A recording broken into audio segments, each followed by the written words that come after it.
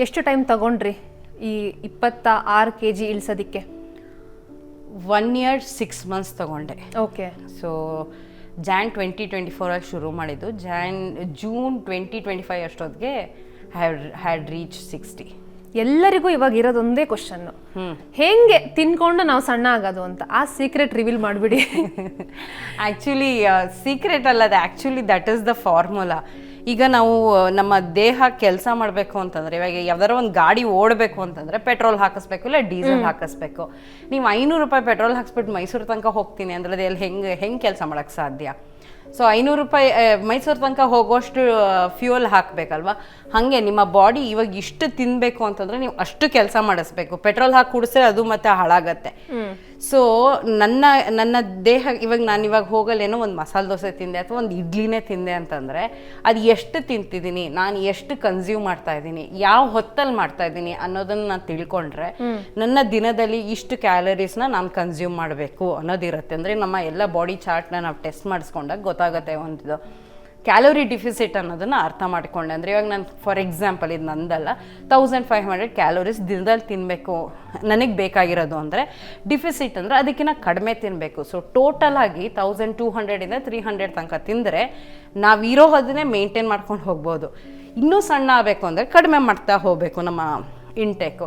ಇದು ಅರ್ಥ ಆಯ್ತಲ್ಲ. ಸೊ ಇವತ್ತು ಸಂಜೆ ನಾನು ರಿವ್ಯೂಗೆ ಹೋಗ್ತೀನಿ, ಎಲ್ಲ ಫುಡ್ ಬ್ಲಾಗಿಂಗ್ ಮಾಡ್ತೀನಿ ಅಂತಂದಲ್ಲಿ ಮಸಾಲೆ ದೋಸೆ ತಿನ್ನಬೇಕು ಅಂತಂದರೆ ಮಧ್ಯಾಹ್ನ ಊಟದಲ್ಲಿ ಹೆಚ್ಚು ಕಡಿಮೆ ಮಾಡ್ಕೊಂಡಿರ್ತಿದ್ದೆ. ಒಂದು ಒಂದು ಬೌಲ್ ರೈಸ್ ತಿನ್ನೋ ಕಡೆಗೆ 2 ತೂತು ರೈಸ್ ತಿಂದು ಆ ಕ್ಯಾಲೋರೀಸ್ನ ಉಳಿಸ್ಕೊಂಡು ಮಸಾಲೆ ದೋಸೆ ತಿಂದು ಅಲ್ಲಿ ಮ್ಯಾನೇಜ್ ಮಾಡ್ತಾ ಇದ್ದಿದ್ದು.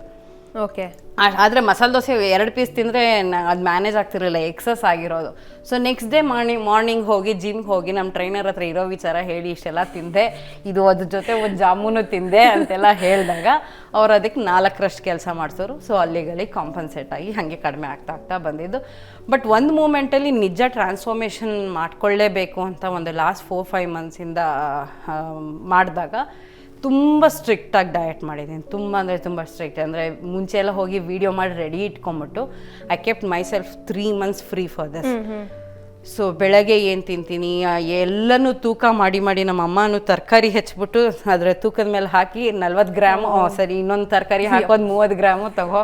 ಸೊ ಯಾವ ತರಕಾರಿ ಎಷ್ಟು ಗ್ರಾಮ್ ಹೋಗಬೇಕು ಅಂತ ನನ್ನ ಟ್ರೈನರ್ ನನಗೆ ಕೊಟ್ಟಿದ್ರು, ಅದ್ರ ಪ್ರಕಾರನೇ ಮೇಂಟೈನ್ ಮಾಡಿದ್ದಕ್ಕೆ ಅದರಲ್ಲೇ 9-10 kg ಕಡಿಮೆ ಆಗಿದ್ದು.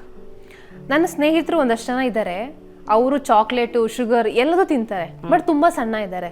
ಈಗ ನಾವೆಲ್ಲ ಫುಡ್ ತಿನ್ನಬೇಕು ಅಂತಿಲ್ಲ, ಅದ್ರ ಸ್ಮೆಲ್ ತಗೊಂಡ್ರು ಮೋಸ್ಟ್ಲಿ ದಪ್ಪ ಆಗ್ತೀವಿ ಅಂತ ಅನ್ಸುತ್ತೆ. ನಿಮ್ಗೆ ಈ ರೀತಿ ಅನ್ಸಿದ್ದಿದೆಯಾ? ಇಲ್ಲ, ಆ್ಯಕ್ಚುಲಿ ನನ್ನ ವಿಚಾರದಲ್ಲಿ ನಾನು ದಪ್ಪ ಇದ್ದಾಗ್ಲೂ ನಾನು ಒಂದು ಲೆವೆಲ್ ಮೇಂಟೈನ್ ಮಾಡ್ಕೊಂಬಂದೆ. ನಾನು ಜಾಸ್ತಿ ತಿಂದರೂ ಏನು ದಪ್ಪ ಆಗ್ತಿರ್ಲಿಲ್ಲ, ತಿಂದೇ ಇದ್ರು ಏನು ದಪ್ಪ ಆಗ್ತಿರ್ಲಿಲ್ಲ. ಬೇಸಿಕಲಿ ನನ್ನ body type is plus size. ಅದ್ರ ಮೇಲಿಂದ ಹಾಕೊಂಡಿದ್ದು ಒಬೆಸಿಟಿ. ಸೊ ಕೆಲವ್ರಿಗೆ ಅವ್ರ ಮೆಟಬಲಿಸಮ್ ರೇಟ್ ಸಖತ್ತಾಗಿರುತ್ತೆ. ಅವ್ರ 10 ಮಸಾಲೆ ದೋಸೆ ತಿಂದ್ರು ಸರಿಯಾಗಿ ಅರಗಿಸಿ ಆರಾಮಾಗಿರ್ತಾರೆ. ಕೆಲವ್ರಿಗೆ ಅರ್ಧ ದೋಸೆ ತಿಂದ್ರು ಅದು ಅರ್ಗಿರಲ್ಲ, ಒದ್ದಾಡೋದಿರುತ್ತೆ. ಸೊ ಅದು ಡಿಪೆಂಡ್ಸ್ ಆನ್ ದ ಬಾಡಿ. ನನಗೆ ಈ ಥರ ನಿಟ್ಟಲ್ಲಿ ಯಾವತ್ತೂ ಯೋಚನೆ ಮಾಡಿರಲಿಲ್ಲ, ಅಯ್ಯೋ ಇದು ತಿಂದುಬಿಟ್ರೆ ದಪ್ಪಾಗಿ ಹೋಗ್ತೀನಿ, ಅದೇ ಈ ತಿಂದಿರ್ತಿದ್ದೆ ದಪ್ಪ ಅಲ್ಲ, ಅದೇ ನಾಳೆ ಸಾಯೋದು ಇವತ್ತು ಸಾಯ್ತೀನಿ ತಾನೆ ಅಂತ ಇದ್ದೆ ನಾನು. ಓಕೆ. ಸೊ ಈಗ ಇದನ್ನು ನಾನು ಒಂದು ಛಲದ ಥರ ತಗೊಂಡು ಮಾಡಿದಾಗ ಐ ವಿಲ್ ಸಿ ಇದು ತಿನ್ನಬೇಕು ಅಂತ ಅನ್ನಿಸಿದ್ರೆ, ಇವಾಗ ಮಸಾಲೆ ಪುರಿ ತಿನ್ನಬೇಕು ಅಂತ ಅನಿಸಿದ್ರೆ ಹೋಗ್ತೀನಿ, ತಿಂತೀನಿ, ಇನ್ಯಾರ ಜೊತೆಗಾರ ಕರ್ಕೊಂಡು ಹೋಗಿರ್ತೀನಿ, I will have a half plate and I will give it to somebody.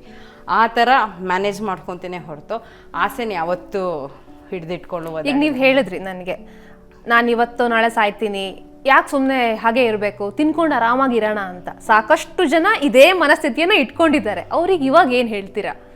Actually ಯಾವತ್ತೋ ಒಂದು ದಿವಸ ಎಲ್ಲರೂ ಸಾಯಬೇಕು. ನಾವು ವರ್ಕೌಟ್ ಮಾಡಲಿ ಬಿಡಲಿ, ಹೋಗೋ ದಿವಸ ಬರುತ್ತೆ, ಹೋಗಲೇಬೇಕು. ಬಟ್ ನಾವು ಬದುಕಿದ್ದೀವಿ, ನಮ್ಮದು ಇದು ಜೀವನ ಅನ್ನೋ ಒಂದು ಕ್ವಾಲಿಟಿ ಲೈಫ್. ನಾನು ಇದನ್ನು ಸಾಧಿಸಿದೆ, ಇದನ್ನು ಮಾಡಿದೆ, ಒಂದು 4 ಜನಕ್ಕೆ ಹೆಲ್ಪ್ ಆದೆ ಅನ್ನೋ ಸಾರ್ಥಕತೆ ನಮಗೆ ಬೇಕು ಅಂತಂದರೆ ನಾವು ಹೆಲ್ತ್ನ ರೆಸ್ಪಾನ್ಸಿಬಿಲಿಟಿಯಾಗಿ ತೊಗೋಬೇಕು. ನಾವಿದ್ದಾಗ ಕೈಕಾಲು ಏನೋ ಸೋತ್ಕೊಂಬಂದು ಬಿದ್ದು ಯಾರಿಗೋ ಮೇಲೆ ಡಿಪೆಂಡ್ ಆಗಿ ಇವಳನ್ನ ನೋಡ್ಕೋಬೇಕಾ ಅಂತ ನಮ್ಮನೆಯವರೇ ನಮ್ಮನ್ನು ಬೈಕೊಂಡಾಗ ಆ ಒಂದು ಜೀವನ ಒಂಥರ ಜೀವನ ಅಂತ ಅನಿಸಲ್ಲ. ಸೊ ಬದುಕಿರೋಷ್ಟು ದಿವಸ ಇಂಡಿಪೆಂಡೆಂಟ್ ಆಗಿ ನಮ್ಮ ಜೀವನನ ನಾವು ಎಂಜಾಯ್ ಮಾಡ್ಕೊಂಡು ಬದುಕೋಕ್ಕೂ, ಒದ್ದಾಡಿಕೊಂಡು ಇಲ್ಲ ನನ್ನ ಕೈಯಲ್ಲಿ ಆಗಲ್ಲ, ಇದು ನಂಗೆ ಇಷ್ಟ ಇಲ್ಲ ಅಂತ ಬದುಕೋಕ್ಕೂ ಡಿಫ್ರೆನ್ಸ್ ಇದೆ. ಎರಡು ಥರ. ಅದು ನಿಮ್ಗೆ ಯಾವ ಕ್ವಾಲಿಟಿ ಆಫ್ ಲೈಫ್ ಬೇಕು ಅನ್ನೋದನ್ನು ನೀವು ಡಿಸೈಡ್ ಮಾಡ್ಕೋಬೇಕು. ನನ್ನನ್ನು ಕೇಳಿದ್ರಂತೂ ಈ ಅರಿವು ತುಂಬ ಇಂಪಾರ್ಟೆಂಟ್, ಹೆಲ್ತ್ನ ರೆಸ್ಪಾನ್ಸಿಬಿಲಿಟಿಯಾಗಿ ತಗೊಳ್ಳೋದು. ಡಯಟ್ ಫುಡ್ ಅಂತ ಅಂದ ಕೂಡಲೇ ಕಾಸ್ಟ್ಲಿ, ಜಂಕ್ ಫುಡ್ ಆರಾಮಾಗಿ ಕಡಿಮೆ ರೇಟಿಗೆ ಸಿಗುತ್ತೆ ಅಂತ ಎಲ್ಲರೂ ಹೇಳ್ತಾರೆ. ಸೊ ಡಯಟ್ ಫುಡ್ ಮಾಡ್ಕೊಂಡ್ರು ಕೂಡ ನಮ್ಗೆ ಅದು ಸ್ವಲ್ಪ ಸುಲಭ ಆಗಬೇಕು, ದರ ಕಡಿಮೆ ಇರಬೇಕು. ಟಿಪ್ಸ್ ಕೊಡ್ತೀರಾ ನಮ್ಮ ವೀಕ್ಷಕರಿಗೆ? ಆ್ಯಕ್ಚುಲಿ ಡಯಟ್ ಫುಡ್ ನಿಜ ಕಾಸ್ಟ್ಲಿ, ಯಾಕಂದರೆ ಒಳ್ಳೇದು ಬೇಕು ಅಂದರೆ ಜಾಸ್ತಿ ಕೊಡಲೇಬೇಕು. ಆದರೆ ನಾನು ಹೇಳೋದೇನಂತಂದರೆ ಅನಾರೋಗ್ಯಕ್ಕೆ ದುಡ್ಡು ಖರ್ಚು ಮಾಡೋದ್ರ ಬದಲು ಆರೋಗ್ಯಕ್ಕೆ ಖರ್ಚು ಮಾಡಿದ್ರೆ ಒಳ್ಳೆ ತಾನೆ. ಅದು ತಿಂದಿದ್ದಕ್ಕೂ ಸಾರ್ಥಕತೆ ಇರುತ್ತೆ, ಅದರದ್ದು ಮೈಲೇಜು ಜಾಸ್ತಿ ಇರುತ್ತೆ. ಸೊ ಹಾಗಾಗಿ it is better to spend on a good food. ಒಳ್ಳೆ ತರಕಾರಿ, ಒಳ್ಳೆ ಹಣ್ಣು, ಒಳ್ಳೆ ಮನೆ ಊಟ, ಇದಕ್ಕೆ ಸ್ಪೆಂಡ್ ಮಾಡಿದ್ರೆ ನಿಮಗೆ ಆ ಸಾರ್ಥಕತೆ ಜಾಸ್ತಿ ಇರುತ್ತೆ, ಖುಷಿನೂ ಇರುತ್ತೆ. ಹಾಗಾಗಿ ಬಟ್ ಡಯಟ್ ಬಗ್ಗೆ ನಾನು ಏನು ಟಿಪ್ಸ್ ಕೊಡಲ್ಲ, ಯಾಕಂದರೆ it depends on body to body. Even ನನಗೆ ಫಾರ್ ಎಕ್ಸಾಂಪಲ್ ನನ್ನ ಟ್ರೈನರ್ ಒಂದು ವಾರ ಲಿಕ್ವಿಡ್ ಡಯಟ್ ಕೊಟ್ಟಿದ್ರು. ಆ ಲಿಕ್ವಿಡ್ ಡಯಟಲ್ಲಿ ನೀವು ನಂಬಲ್ಲ, ನಾನು 3 kg ಜಾಸ್ತಿ ಆದೆ. ಓಕೆ. ಸೊ ಕೆಲವ್ರಿಗೆ ಲಿಕ್ವಿಡ್ ಡಯಟಲ್ಲಿ ತೂಕ ಕಡಿಮೆ ಆಗುತ್ತೆ, ನನಗೆ ಜಾಸ್ತಿ ಆಯಿತು. So it depends on person to person ಅಲ್ಲ. ಹಾಗಾಗಿ ಡಯಟ್ ಬಗ್ಗೆ ಟಿಪ್ಸ್ ಕೊಡಲ್ಲ. I would suggest everybody to go see a dietician. ನಿಮ್ಮ ದೇಹಕ್ಕೆ ಏನು ಬೇಕು ಅಂತ ತಿಳ್ಕೊಂಡು ಅದ್ರ ಪ್ರಕಾರ ಡಯಟ್ ಮಾಡಿ. ಡಯಟ್ ಅಂದಿದ್ದ ಕೂಡಲೇ ಸ್ವಲ್ಪ ತಿನ್ನೋದಾಗಲಿ, ಅನ್ನ ಬಿಟ್ಬಿಡೋದಾಗಲಿ, ಇನ್ನೊಂದೇನೋ ಚಪಾತಿ ತಿನ್ನೋದಾಗಲಿ ಅಲ್ಲ. ಎಲ್ಲದಕ್ಕೂ ಅದರದ್ದೇ ಆದಂಥ ನ್ಯೂಟ್ರಿಷನಲ್ ಕ್ವಾಂಟಿಟೀಸ್ ಅಂತ ಇರುತ್ತೆ, ಅದರದ್ದು ವ್ಯಾಲ್ಯೂಸ್ ಇರುತ್ತೆ. ಅದನ್ನ ಅರ್ಥ ಮಾಡಿಕೊಂಡು ನಿಮ್ಮ ದೇಹಕ್ಕೆ ಯಾವುದ್ಯಾವ್ದು ಎಷ್ಟೆಷ್ಟು ಬೇಕು ಅಂತ ತಿಳ್ಕೊಳ್ಳೋದು ಮುಖ್ಯ. ಅದ್ರ ಪ್ರಕಾರ ಡಯಟ್ ಮಾಡಬೇಕು. ಇವತ್ತು ಸಾಕಷ್ಟು ಜನ ಡಯಟ್ ಫುಡ್ ಮಾಡ್ಕೊಳ್ಳೋಕ್ಕಾಗಲ್ಲ, ನಮಗೆ ಅಷ್ಟೊಂದು ರೆಡಿ ಮಾಡ್ಕೊಳ್ಳೋಷ್ಟು ಟೈಮ್ ಇಲ್ಲ ಅಂತ ಹೋಟೆಲಿಗೆ ಹೋಗ್ತಾರೆ. ಇನ್ನೂ ಕೆಲವ್ರು ಏನು ಮಾಡ್ತಾರೆ ಅಂತಂದರೆ, ಇವತ್ತೆಲ್ಲ ಪ್ಯಾಕೇಜಿಂಗ್ ಫುಡ್ ರೆಡಿ ಇರುತ್ತೆ, ಮಾಲ್ಟು ಏನೋ ನೀರಿಗೆ ಪೌಡ್ರ್ ಹಾಕ್ಕೊಂಡು ಕರ್ಗಿಸಿ ಕುಡಿದ್ಬಿಟ್ರೆ ಆಯಿತು, ಈ ಥರ ಎಲ್ಲ ಮಾಡ್ತಾರೆ. ಏನು ಹೇಳ್ತೀರಾ? ಅಲ್ಲ, ಈಗ ಹಂಗೆ ಆಗೋಗಿದೆ. ಕೆಲಸನೂ ಮುಖ್ಯ, ಆರೋಗ್ಯನೂ ಮುಖ್ಯ ಅಂತಂದರೆ ಈ ಥರ ವೇಸ್ಟ್ನ ನಾವು ಇದು ಮಾಡ್ಕೋಬೇಕು. ನಾನು ಬೆಳಗ್ಗೆ ಹೊತ್ತೊಂದು ಮಾಲ್ಟ್ ಕುಡಿತೀನಿ. ಆದರೆ ನನ್ನ ಅದೃಷ್ಟಕ್ಕೆ ನನ್ನ ತಾಯಿ ಪ್ರತಿಯೊಂದನ್ನು ನೋಡಿಕೊಂಡ್ರು. ನನ್ನ ಸ್ನೇಹಿತರೇ ಯಾರ್ಯಾರು ಈ ಥರ ಡಯಟ್ ಮಾಡ್ತಾರಲ್ಲ, ಪಾಪ ಅವ್ರು ನಿಜ ಒಂದೊಂದು ತರಕಾರಿನ ಅವರೇ ಹೆಚ್ಕೊಂಡು ಅವರೇ ಪ್ರಿಪೇರ್ ಮಾಡ್ಕೊತಾರೆ. ಇನ್ಫ್ಯಾಕ್ಟ್ ನನ್ನ ಟ್ರೈನರ್ ನವೀನ್ ಕುಮಾರ್ ಅಂತ, ಅವ್ರು ಬೈತಾರೆ, ನೀವು ಏನು ಮೇಡಮ್ ನಿಮ್ಮ ತಾಯಿ ಕೈಲಿ ಮಾಡಿಸ್ಕೊಳ್ತೀರಾ, ಅದಕ್ಕೆ ಈಸಿಯಾಗಿ ರಿಸಲ್ಟ್ ಸಿಗುತ್ತೆ, ನೀವು ಮಾಡಿ ನೋಡಿ ಅದ್ರ ಕಷ್ಟ ಏನು ಅಂತ ಗೊತ್ತಾಗುತ್ತೆ ಅಂತ. ಸೊ ಆ್ಯಕ್ಚುಲಿ ಅದನ್ನೇ ಮಾಡಬೇಕು. I am blessed, I got it. But it's necessary. ಕಷ್ಟ ಇದೆ, ಬಟ್ ಕಷ್ಟಪಡಲೇಬೇಕಾಗುತ್ತೆ ಬೇಕು ಅಂತ. ಅದಕ್ಕೆ ಒಂದೊಂದ್ಸಲಿ ಇಷ್ಟೆಲ್ಲ ಕಷ್ಟಪಡೋದು ಬದಲು ಒಂದು 10 ರೂಪಾಯಿ ಕೊಟ್ಟರೆ ಇಡ್ಲಿ ತಿನ್ಬೋದು ಅಂತ ಅಲ್ಲಿ ಹೋಗೋದು. ಕಷ್ಟ ಇಲ್ಲಿ ಜಾಸ್ತಿ ಇರೋದ್ರಿಂದ, ಬಟ್ ಇಲ್ಲಿ ಒಳ್ಳೆ ರಿಸಲ್ಟ್ ಇರುತ್ತೆ. ಗೋಕರ್ಣಕ್ಕೊಮ್ಮೆ ಹೋದ್ರಿ, ಆ ಟೈಮಲ್ಲಿ ಇಲ್ಲ ನಾನು ಫಿಟ್ ಆಗಬೇಕು ಅಂತ ನಿಮ್ಗೆ ಅನಿಸ್ತಂತೆ, ಈ ಬಗ್ಗೆ ಹೇಳ್ಬೋದಾ? ಆ್ಯಕ್ಚುಲಿ ನಾ ಹೇಳದ್ನಲ್ಲ ಆಗಲೇ, ಅರ್ಚನಾ ಅಂತ, ಅವ್ರ ಜೊತೆಗೆ ಅವರ ಟೀಮ್ ಜೊತೆಗೆ ಹೋಗಿದ್ದು ನಾವು. ಆಗ ನಂಗೆ ಅಷ್ಟೇನು ಫ್ರೆಂಡ್ಸ್ ಆಗಿರಲಿಲ್ಲ, ಬಟ್ ಈಗ ಅವರೆಲ್ಲರೂ ನನ್ನ ಫ್ರೆಂಡ್ಸು. ಗೋಕರ್ಣಕ್ಕೆ ಅಂತ ಹೋದ್ವಿ. ಹೋಗ್ತಾ ಇಳ್ಕೊಂಡು ಹೊಟ್ಟೋಗ್ಬಿಟ್ವಿ, ತುಂಬ ಇಳಿಜಾರಿತ್ತು, ಹೊಟ್ಟೋದ್ವಿ. ಬರ್ತಾ ಬೆಟ್ಟ ಹತ್ತೋ ಥರ ಅದು.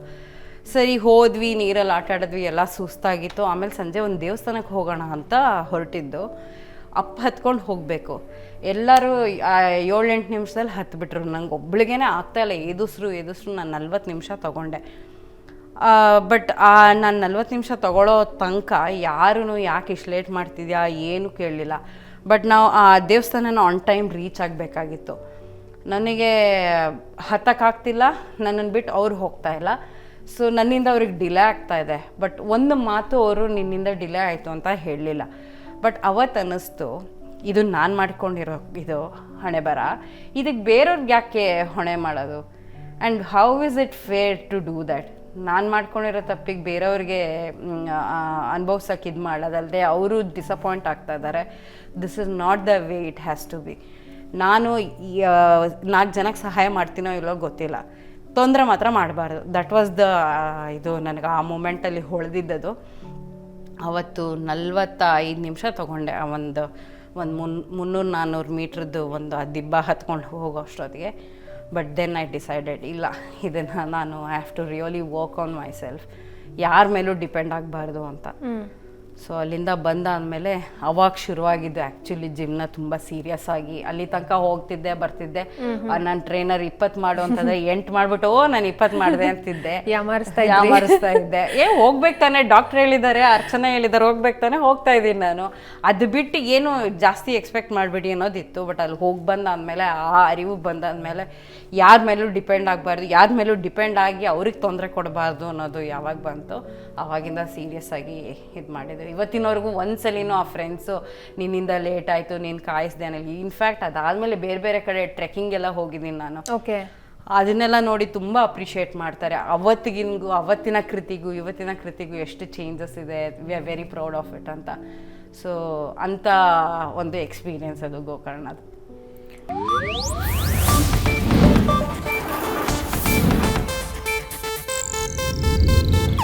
ಇದು ಏಷ್ಯಾನೆಟ್ ನ್ಯೂಸ್ ನೆಟ್ವರ್ಕ್ ಪ್ರಸ್ತುತಿ.